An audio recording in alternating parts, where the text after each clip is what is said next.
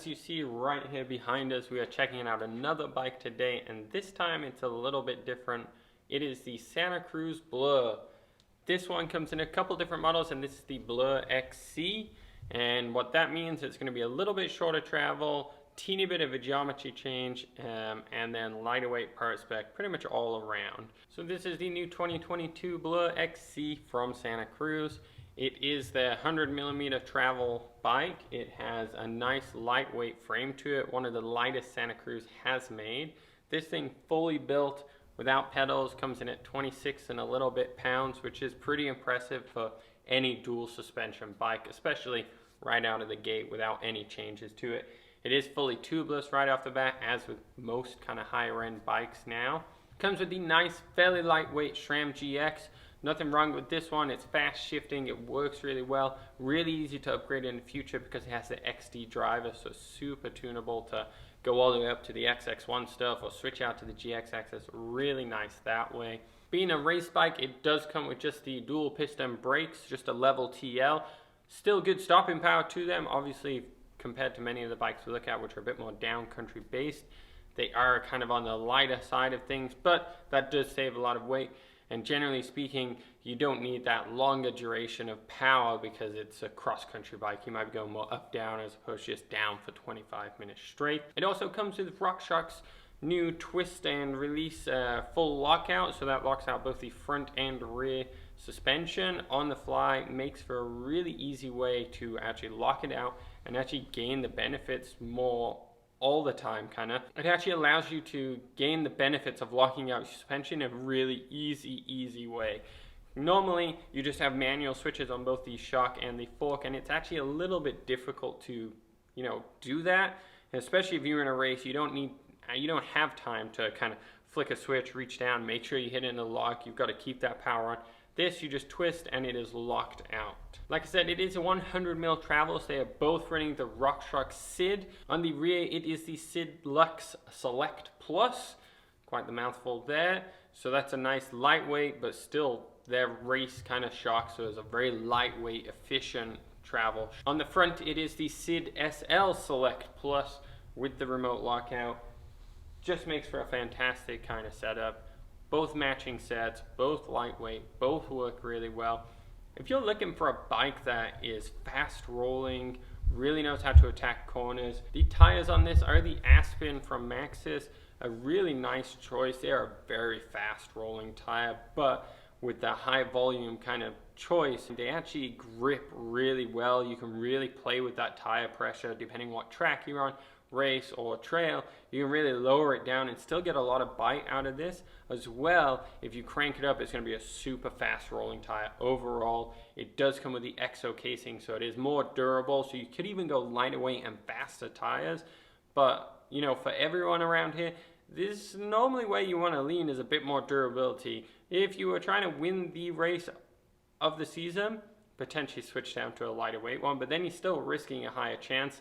And these ones are still going to be a high durability, really good workhorse. As a 12-speed, it does come with the new 52-tooth option, so it's a really low range to it, so you're going to be able to climb everything really easily. But most of the time, it's only there for an emergency. You're still going to have the faster gears all the way up. It comes with a high tooth count front ring, so you're up at a 34 tooth there, so it's going to really get those top speeds up, and you're going to be really putting down the kilometers on this thing. It is designed to race. It is the lightest weight frame they've done. Still backed up by Santa Cruz's lifetime warranty. Even though they've somehow shaved a lot of weight out of this, it's doing a really good job. This does not have Santa Cruz's famous VPP suspension. That suspension system does add quite a lot of bulk to get the virtual pivot point going. So for weight savings, they have just gone with the standard upper shaft pivot. I don't even know what they call it. Wheels, they are the Race Face AR30s, which is a common one for Santa Cruz to use. Has a 27mm inset, and the 29-inch rim obviously is the only option on this one. Even in some of the smaller frames, they are still just 29. Race bike, it's going to roll fast, and they want it to roll fast. They don't want it to be easy to ride. They want it to roll fast. That being said, the Blur is one of the kind of best fitting geometry bikes you can get in that race scene.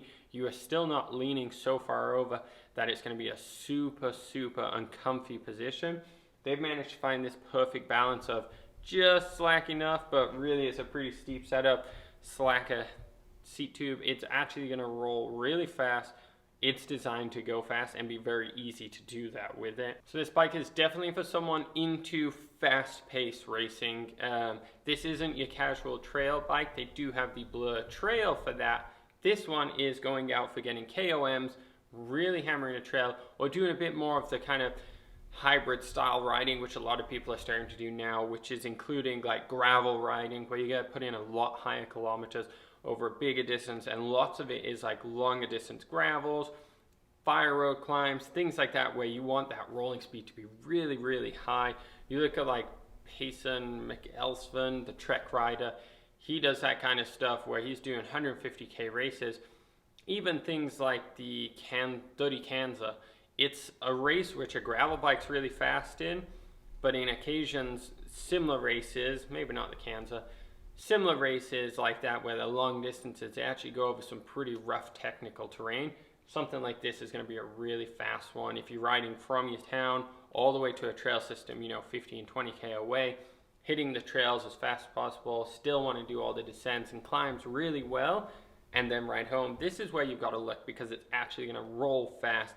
If you went to one of these downcountry bikes, it would take you twice the amount of time to just do the commute there than it would actually be getting there. And then once you commuted there, it's not even going to roll as fast. It's not even going to be as nice to commute. You're just going to be slogging it out and moving nowhere, where this thing, you'll be rolling super fast, and then you hit those flats, you hit those fast uphill climbs, you hit those kind of smooth trails, and this thing's going to be fast.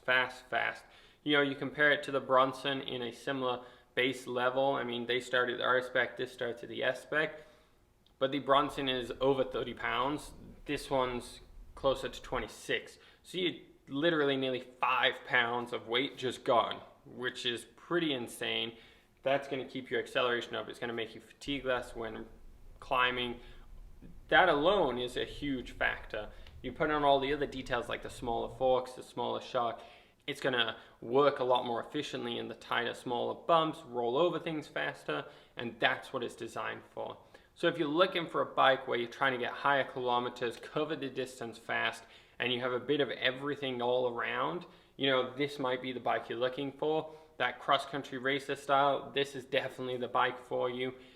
If you're coming off a hardtail 29er and you're looking for that same experience but really fast and in full suspension, the Santa Cruz Blur might just be it for you. Alright guys, just a quick one. Thank you for watching again, and good luck.